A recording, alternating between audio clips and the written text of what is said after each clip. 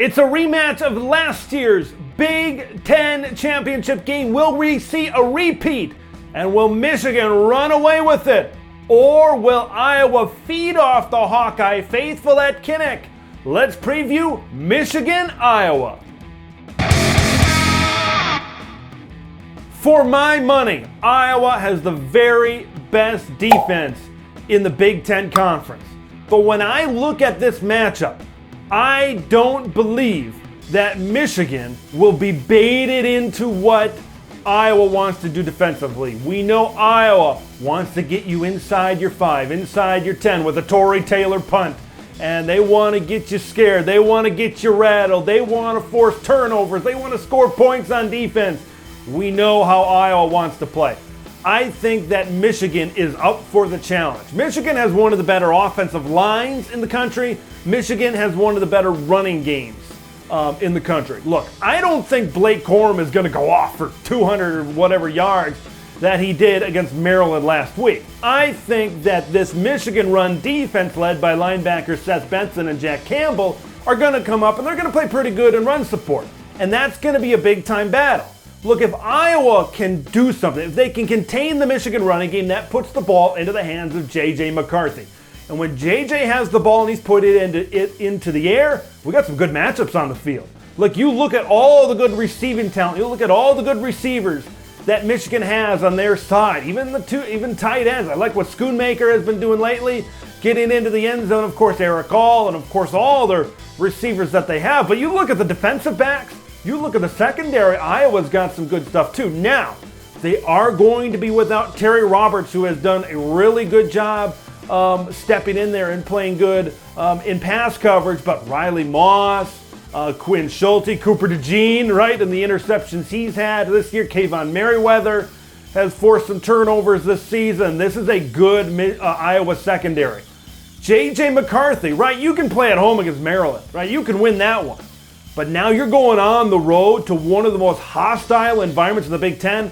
We are going to learn right here, right now, this Saturday, Big Noon Saturday on Fox. We're going to learn just how good of a quarterback J.J. McCarthy is. Because if there was ever a game where a young quarterback like J.J., now talented but also young, where he could slip up and we could maybe see some of his flaws, this would be the game against the Ball Hawkeyes. Will it happen? I don't think so. I think Michigan is going to set J.J. McCarthy up for success. I think Michigan is going to try to run the ball. I think they're going to try to be physical.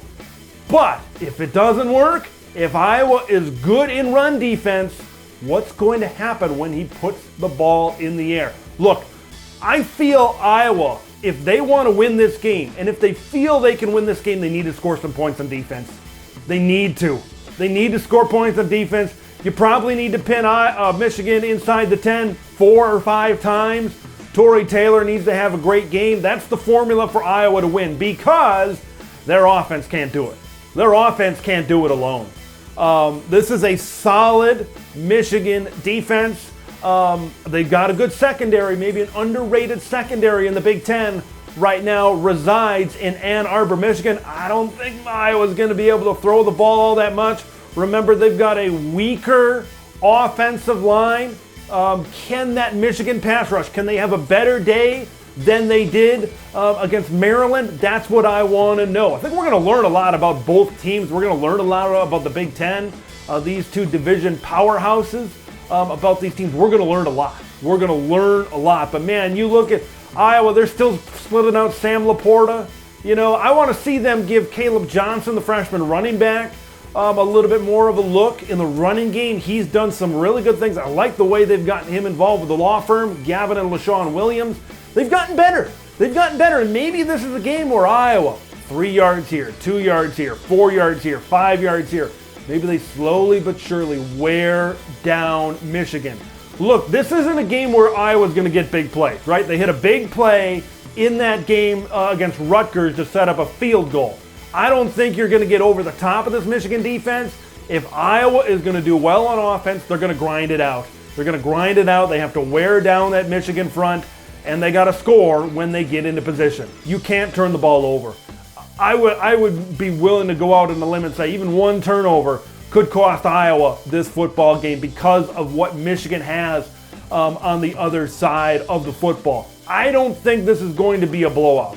I don't think. When I look at this game, because of the energy, because of the atmosphere, I could see Iowa hanging around, kind of like Maryland hung around for that game. I could see Iowa hanging around 2.5, 3 quarters, but because they don't got no run support. This ace pitcher of the staff on that defense, they don't have the run support. They don't have the offense to kind of counter it right now. And that's when that Iowa defense could get worn down, and then maybe Michigan gets 10, 17, whatever points in the fourth quarter. That's kind of how I see this one going down. How do you see it going down? Really excited about this matchup, if you couldn't tell. Do you think Iowa can knock off the big dog and the Michigan Wolverines, or is Michigan and J.J. McCarthy going to prove this is a good team that can get a big win on the road in the Big Ten? Want to know your thoughts? Comments below. Make sure you subscribe to Big Ten Ted. I'm Big Ten Ted, and we will see you in the next one.